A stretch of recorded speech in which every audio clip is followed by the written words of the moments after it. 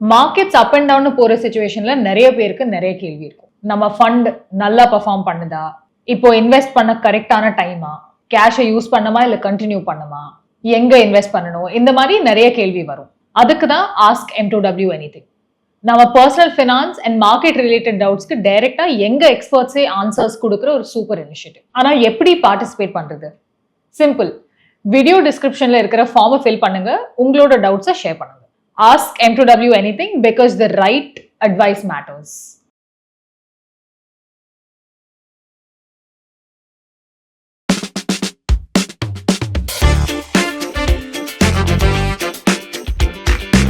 Pharma வந்து நீங்க வந்து அதில் நீங்க ரொம்ப ஈஸியா பண்ணலாம், நீங்க ரொம்ப யோசிக்கவே வேணாம். கண்டிப்பா இந்தியன் ஃபார்மா இண்டஸ்ட்ரி வந்து ரொம்ப அப்பில் தான் போகுது, அதனால எந்த ஸ்டாக் வேணாலும் நீங்க வாங்கலாம் அப்படிங்கிற மாதிரி ஒரு இது இருக்கு. இது அதுவும் மோரோவர் கோவிட்க்கு அப்புறம் வந்து ஃபார்மா இண்டஸ்ட்ரிக்கு வந்து ஒரு பெரிய லைம்லைட் கிடைச்சிது. அதுக்கப்புறம் அது கண்டினியூ ஆகும், அந்த மொமெண்டம் கண்டினியூ ஆகுங்கிற ஒரு எதிர்பார்ப்பு இருக்கு. நீங்க எப்படி பாக்குறீங்க ஓவராலாவே? பொதுவாக 3 இண்டஸ்ட்ரீஸ் டிஃபென்சிவ்னு நம்ம வார்த்தை யூஸ் பண்ணுவோம்.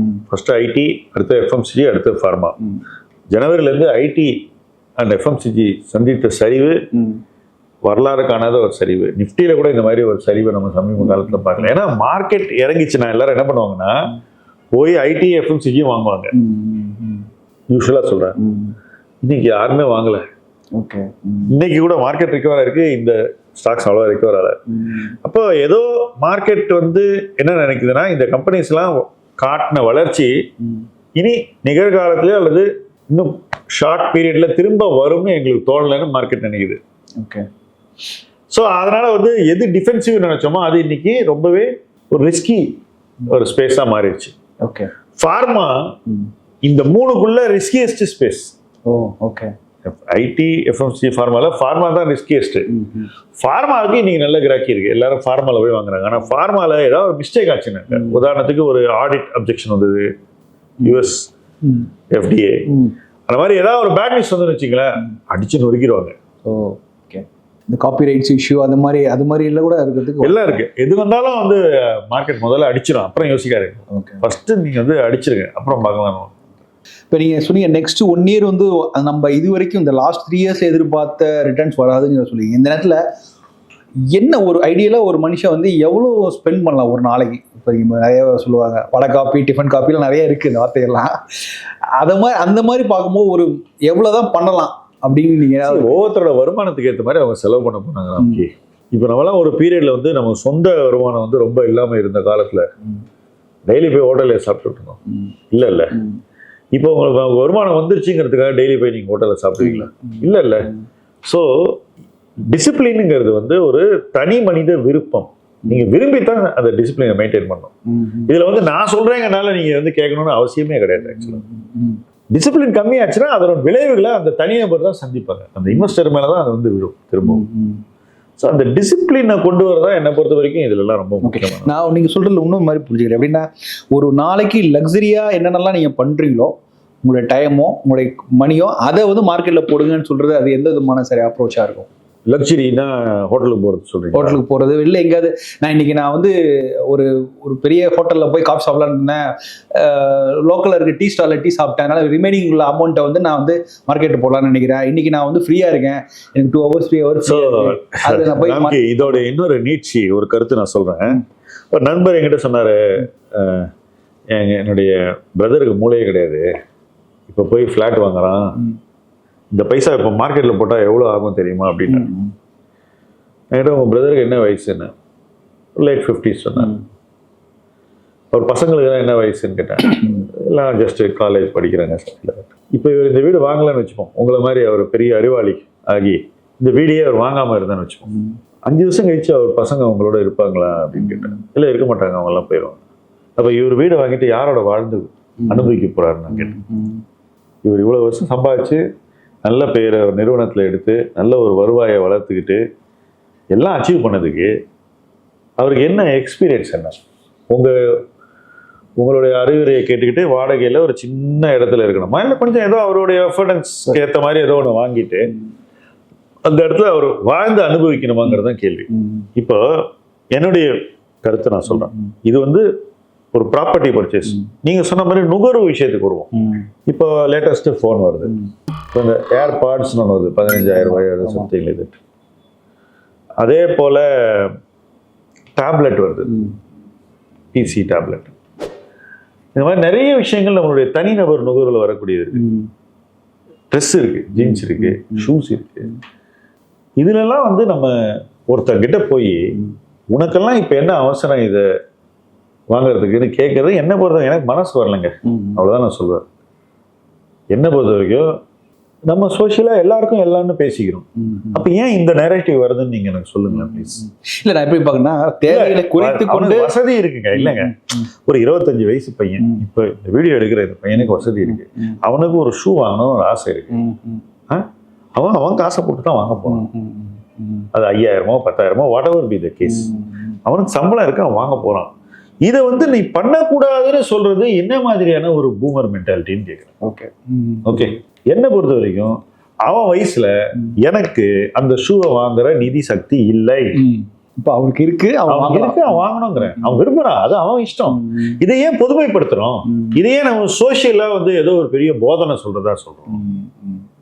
இது கிட்டத்தட்ட ஒருத்தருடைய மற்ற விஷயங்கள்ல தலையிடுற பிரைவசி தலையிடுற மாதிரி தான். பிரைவசி, உணவு வழக்கங்கள், அவங்களுக்கு என்ன பிடிக்கும், என்ன பானம் குடிக்கிறாங்க, இதெல்லாம் போய் நம்ம போய் சொல்றதுக்கு நமக்கு ரைட் இல்லைல்ல.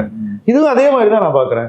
ஓ இல்ல நீ இப்ப சேவ் பண்ணு அப்புறம் நீ வாங்கலாம், இதை தீர்மானிக்கிறதுக்கு நம்ம யார் சார்? அது அவன் தான் தீர்மானிக்கணும். we are going into space where மற்றவங்க லைஃப்ல போயிட்டு நீ இப்படித்தான் வாழணும்னு நம்ம சொல்றது கூட ஓகே, மென்மையா கூட சொல்லல, ஓகே, ரொம்ப மரட்டுத்தனமா சொல்றோம். அந்த உரிமையை நமக்கு யார் கொடுத்தாங்க ஃபர்ஸ்ட் அந்த மாதிரி சொல்றதுக்கு?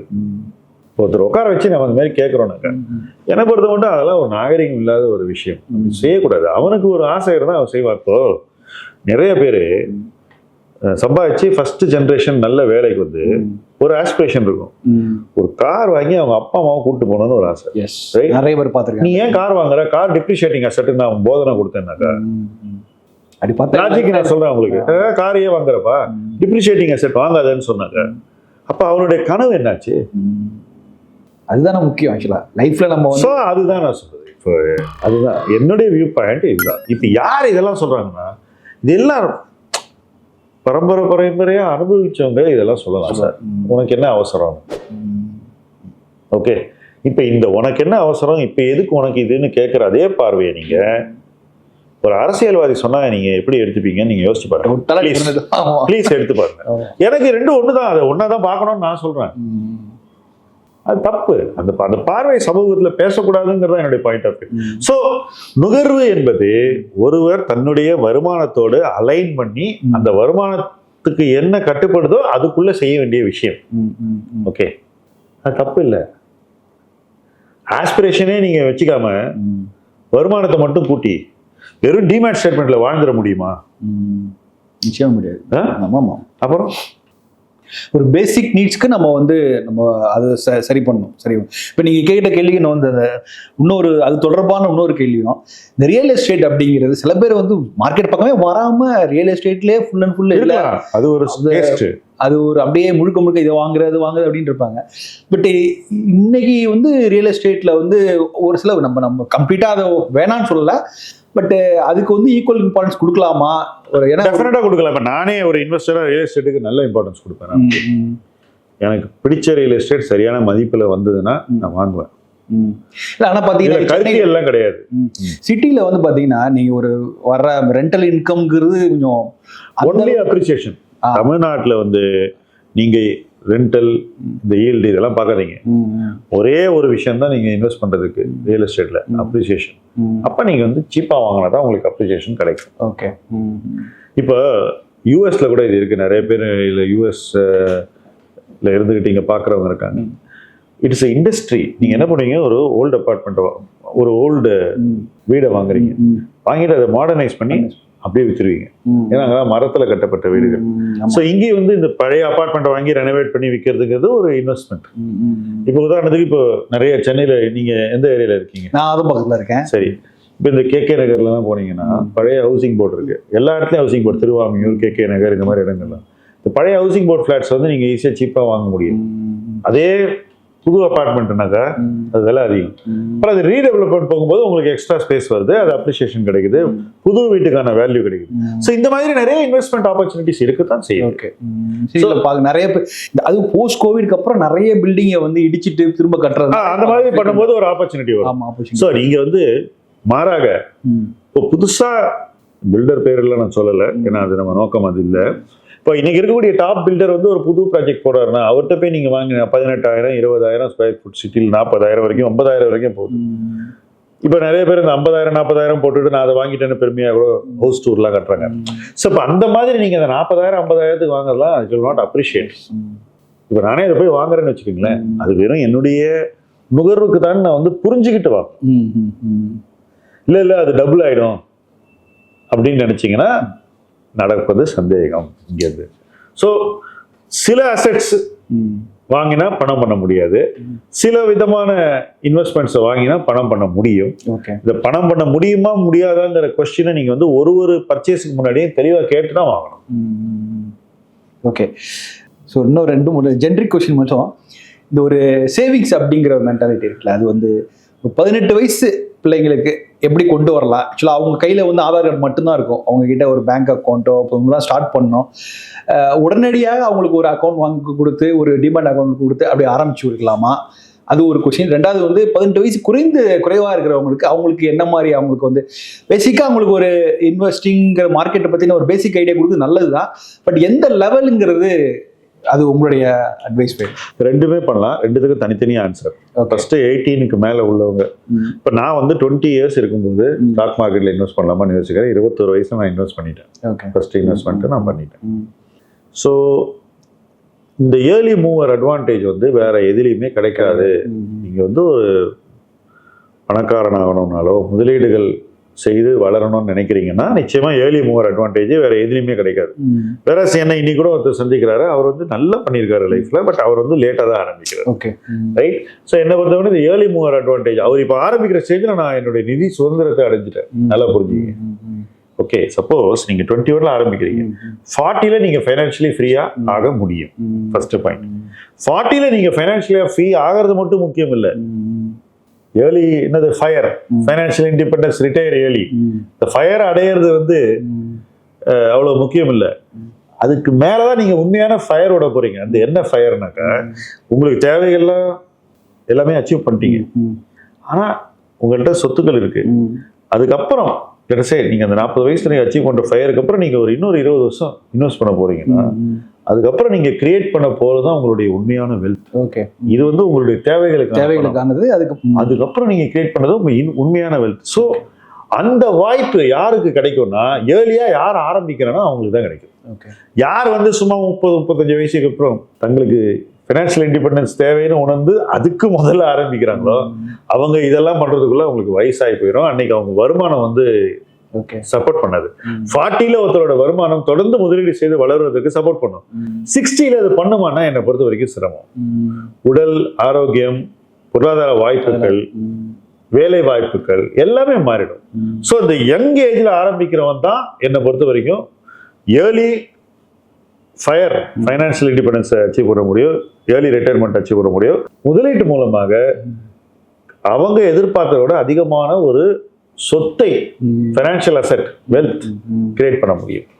அந்த வாய்ப்பை அவங்க நிச்சயமா பயன்படுத்திக்கணும்னா ஏர்லியா ஸ்டார்ட் பண்றதை தவிர எனக்கு வேற வழி தெரியல. ஓகே, ஸோ இன்னொரு பாயிண்ட், ரெண்டாவது பாயிண்ட், இது 18க்கு முன்னாடி கான்செப்டை பத்தி சொல்றேன். 18க்கு முன்னாடி டெஃபினட்டா இன்வெஸ்ட் பண்ணணுங்கிற. இன்ஃபேக்ட் நீங்க வந்து சின்ன வயசுல இருந்தே பசங்களுக்கு இன்வெஸ்ட் பண்ணணும். லெட்ஸ் சே நீங்க வந்து ஒரு குழந்தை பிறந்த உடனே அது ஃபர்ஸ்ட் பர்த்டேக்கு நிறைய கிஃப்ட்ஸ் வருது, இல்லை பிறந்த உடனே நிறைய பேர் இந்த மாதிரி தான் குழந்தைக்கு ஏதாவது கொடுக்கணுன்றது. நீங்க தாராளமா உங்க ரிலேட்டிவ்ஸ் எல்லாம் எனக்கு வந்து கேஷா கொடுக்குன்னு சொல்லிக்கலாம், அதாவது ஜிபேயோ வாட்டெவர். இந்த பணம் சேருது, 1 லட்சமோ 2 லட்சமோ சேருது. இந்த பணத்தை நீங்க வந்து அந்த குழந்தை பேர்ல இன்வெஸ்ட் பண்ணலாம். நீங்க உங்க அக்கௌண்ட்ல இருந்து கொடுக்குறீங்க ஒரு அஃபிடேவிட் கொடுக்கணும், அதாவது ஒரு just you have to give a statement. பண்ணிட்டு உங்க பேனை வச்சுட்டா குழந்தை பேர்ல நீங்க தாராளமா இன்வெஸ்ட் பண்ணலாம். இதை இன்வெஸ்ட் பண்ணிட்டு நீங்க விட்டுறீங்க, பிறந்த உடனேயோ அல்லது ஃபர்ஸ்ட் பர்த்டே போதும். அடுத்து 21வது வயசுல போய் இதை எடுக்கிறீங்க. ஓகே, எடுத்தாக்கா அன்னைக்கே அந்த குழந்தையின் ஒரு மேல் படிப்புக்கோ, ஹையர் எஜுகேஷனுக்கோ அல்லது மேரேஜுக்கோ பணம், இந்த பணம் மூலமாகவே கிடைச்சிடும். ஓகே. இதுக்கப்புறம் நீங்க இன்வெஸ்ட் பண்ற பணம்லாம் எக்ஸஸ். அது மட்டும் இல்லை, அது என்னைக்கு அந்த குழந்தை கைக்கு நீங்க டிரான்ஸ்ஃபர் பண்றீங்களோ, அடல்ட் ஆன உடனே யார் பெனிஃபிஷியரியோ அவங்க கையெழுத்து, சன் ஆர் டாட்டர் ஆர் யார் ரிலேட்டிவ், அந்த பாய் ஆர் கேர்ளுடைய கையெழுத்தை வாங்கிட்டு அதுக்கப்புறம் அந்த கையெழுத்து ஆப்ரேட் பண்ண நீங்க போய் அதை விற்க முடியாது. ஓகே. அவங்களுக்கு ஒரு நிதி பொறுப்போ நீங்க வந்து ஆட்டோமேட்டிக்கா அவங்க தலையில வந்து ஒரு சுமையை வச்சிருக்கீங்க, ரைட்? ஆனா அந்த சுமைக்கு அவங்கள வந்து அந்த ஏஜ் அட்டைன் பண்ற வரைக்கும் நீங்க தயார்படுத்துறீங்க. சோ ஒரு பெரிய ப்ராசஸ் ஓடுது இல்ல. ஆனா நீங்க பெரிய காசு போட போறது இல்ல, ஆனா அந்த ப்ராசஸ் தான் முக்கியம். இப்ப இந்த பையன் வேலை செய்ய ஆரம்பிச்சா முதல் நாள் இன்வெஸ்ட் பண்ணுவானா மாட்டானா சொல்லுங்க. கண்டிப்பா அதுதான் முதல்ல. இதுதான் அதுல வந்து இப்ப எனக்கு நான் சொல்ற பிரச்சனை, நான் வந்து மைல்ஸ்டோன்ஸ் வெல்த்னு ஒரு ப்ரோக்ராம் ரன் பண்றேன். கிட்டத்தட்ட எங்கள்கிட்ட வந்து இப்ப 4500 பேர் இருக்காங்க. என் எய்ம் என்னன்னா, ஒரு யங்ஸ்டரை அல்லது ஒரு மிடில் கிளாஸ் பர்சனை 1 கோடி ரூபாய் நிதி சொத்துக்கு கொண்டு போகணும். ஆக்சுவலா நமக்கு இது ரொம்ப பேசிக் ப்ரோக்ராம். இதுக்கப்புறம் செய்ய வேண்டியது நிறைய இருக்கு. இது ரொம்ப அடிப்படையான ஒரு விஷயம். இந்த 1 கோடின்னு எல்லாருக்கும் ஒரு மலப்பா இருக்குல்ல, ஐயோ யார் அவ்வளவு தூரம் போகுது, நமக்கு நிறைய இது இருக்கு. நான் என்ன சொன்னேன், இதை உடைச்சிருவோம்.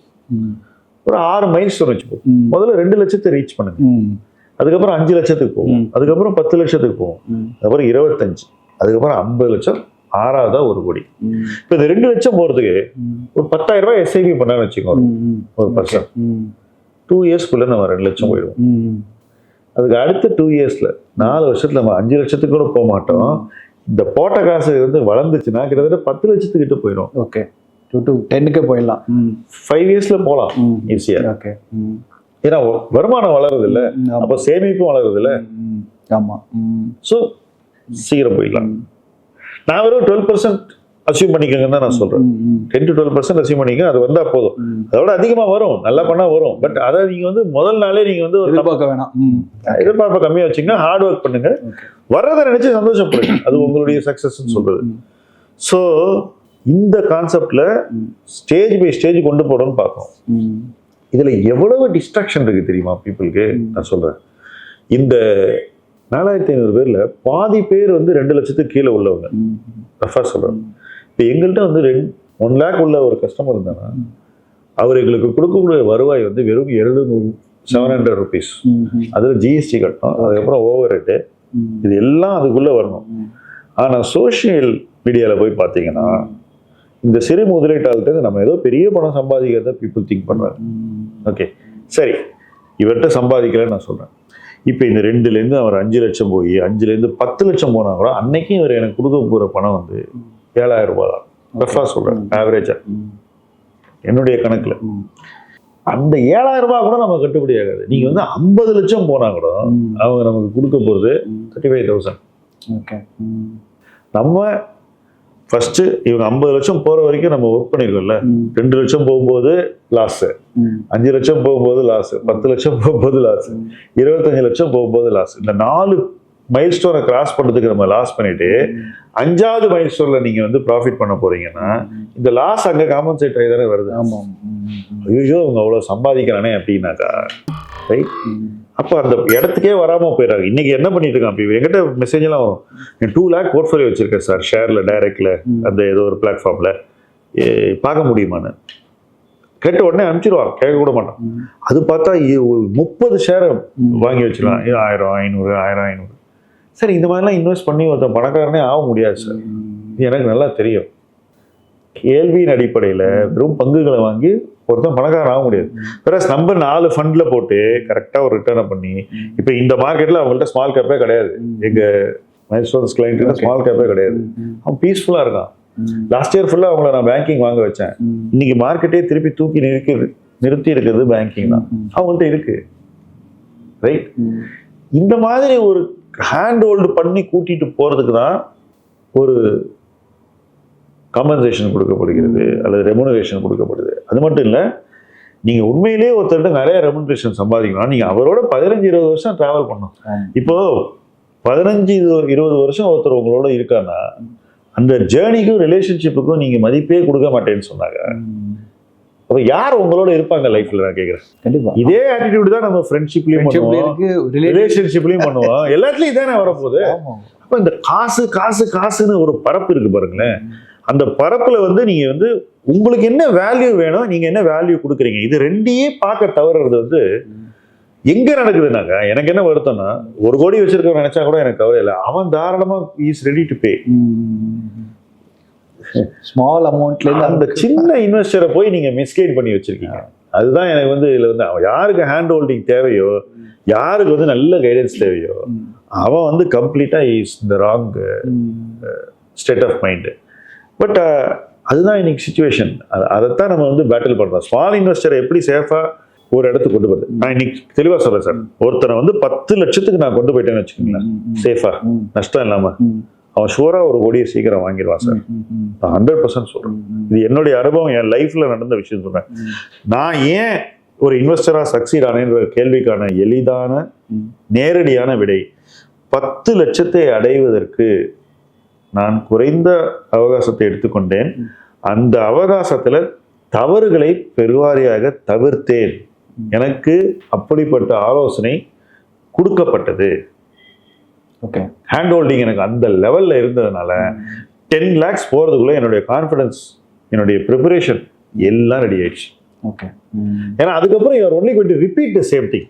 நீங்க வந்து புதுசா எதுவுமே செய்ய போறது இல்லை. You are just going to repeat what is working for you. But whereas நீங்க ரொம்ப ட்ரையல் அண்ட் எரர் பண்ணி, more error and more trial பண்ணீங்கன்னாக்கா, ரைட், நீங்க வந்து 2 ஸ்டெப் மேல போவீங்க, 3 ஸ்டெப் பின்னாடி வருவீங்க. இதுதான் இன்னைக்கு மார்க்கெட்ல நடந்துட்டு இருக்கு. எனக்கு தனிப்பங்கு முதலீட்டுல ரொம்ப சிறு முதலீட்டாளர்கள் ஈடுபடுவது இந்த ஒரு அவுட்கம் தான் கிரியேட் பண்ணணும் உறுதியா தெரியும். நான் பார்த்துட்டு தான் இருக்கேன். அது தவிர்க்கணுங்கிறதா என்னுடைய கருத்து. இப்ப நான் ஒரு விஷயத்த ஸ்ட்ராங்கா சொல்றேன்னா அந்த நோக்கம் இதுதான். அப்பதான் அவங்களுக்கு அது வந்து சேரும். நான் வந்து ரொம்ப பாலிஷ்டா சொன்னேன்னு வச்சுக்கோங்களேன், அது எடுக்காது அவங்களுக்கு. ஸோ இது should be my last question. நீங்கள் ஸ்மால் இன்வெஸ்டர் பற்றி சொன்னீங்க. நான் சொல்கிறது வெரி ஸ்மால் இன்வெஸ்டர். ஒன்றுமே அவன்கிட்ட வந்து அக்கௌண்ட் கூட கிடையாது, டிமாண்ட் அக்கௌண்ட் எதுவுமே கிடையாது. ஒரு கிட்டத்தட்ட ஒரு டெய்லி லேபர் மாதிரி. அவனுக்கு ஏதாவது ஒரு நாளைக்கு ஒரு 100 ரூபா 200 ரூபா கையில் இருக்கிறத எங்கேயாவது இன்வெஸ்ட் பண்ணணும்னு நினைச்சா அவனுக்கு என்ன நீங்கள் இன்னைக்கு 100 ரூபாய் கூட நீங்கள் வந்து மியூச்சுவல் ஃபண்டில் இன்வெஸ்ட் பண்ண முடியும். நல்லா புரிஞ்சுங்க. இந்த 3-in-1 அக்கௌண்ட் இருக்குல்ல, தட் இஸ் அந்த அக்கௌண்ட் வச்சிருந்தாலே போகிறோம். அந்த பேசிக் இந்த சர்வீஸ் அக்கௌண்ட், தட் இஸ் ஜன்தனுக்கு ஓபன் பண்ற அக்கௌண்ட் இருக்குல்ல, அந்த அக்கௌண்ட் இருந்தாலே போதும். ஜன்தர் ஆதாரை வச்சு ஓபன் பண்ற அக்கௌண்ட் இருக்கு. நீங்க தாராளமா டெய்லி 100 ரூபாய் இன்வெஸ்ட் பண்ணலாம், 250 ரூபாய் இன்வெஸ்ட் பண்ணலாம் வாரத்துக்கு, மாதத்துக்கு 250 ரூபாய் இன்வெஸ்ட் பண்ணலாம். ரைட், இது எல்லாமே பண்ண முடியும் நீங்க இந்த டிஜிட்டல் மூலமா. இன்னொன்னு சொல்றேன், உங்களுக்கு இன்வெஸ்ட் பண்ணணும்னாக்க QR கோட் வழியா இன்வெஸ்ட் பண்ணலாம். Just like that. வாட்ஸ்அப்ல இருந்து, இந்த யூபிஐல இருந்து இன்வெஸ்ட் பண்ணலாம்.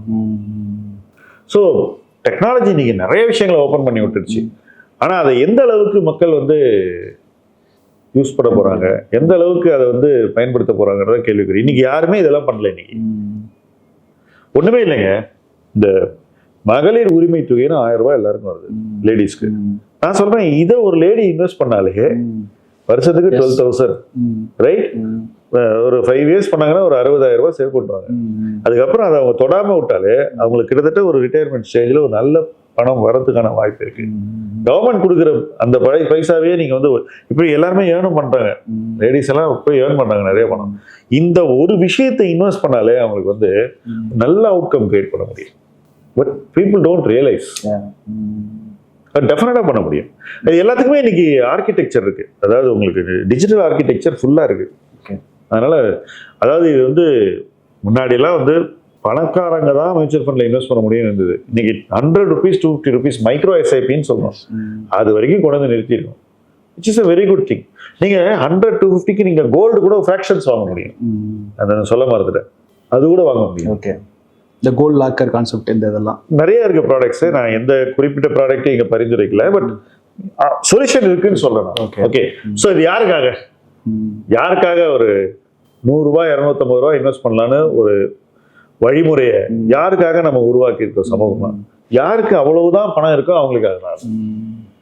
பட் அதுக்குள்ள வந்தானோ people should come in to that. அதுதான் டிஃபிகல்ட். மைண்ட் ப்ராசஸ் புரிஞ்சுக்கணும். இப்படி ஒன்று இருக்குன்னு தெரிஞ்சுக்கிட்டா, ஒன்ஸ் புரிஞ்சுக்கிட்டாங்கன்னா கெட்டியா பிடிச்சிக்குவாங்க.